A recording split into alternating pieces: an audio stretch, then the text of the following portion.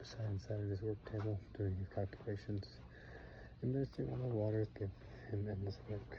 He could have had as many helpers as he wanted. He had a good many, but since he took his office very seriously, he did all the calculations himself, and so his helpers were able to help.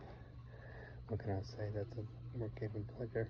He carried it out only because it had been imposed on him. Indeed, he had often applied for more cheerful work, as he put it, but then when various proposals were made to him, it always turned out in the end that nothing appealed to him as much as his present office. It was very difficult to find anything else for him.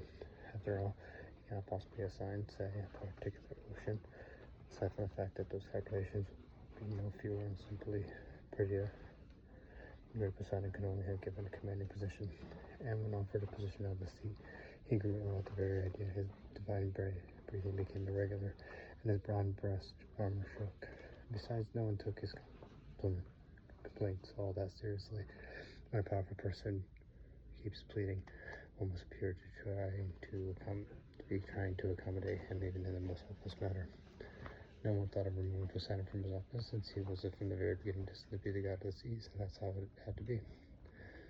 Well, what most annoyed him, and this was the main reason for his dissatisfaction with his office, was hearing about people's notions of him, say, driving his coach continually through the waves, trying it in hand.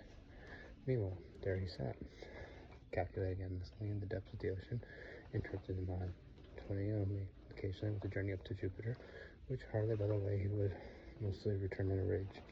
So he had hardly seen the seas, maybe glimpsed them during his hasty ascents to Olympus, and never really driven through them. He was given the saying that he would wait until the end of the world to do so, at which point there might well be a quiet moment right for the end when, after reviewing the last calculation, he could still make a quick little tour.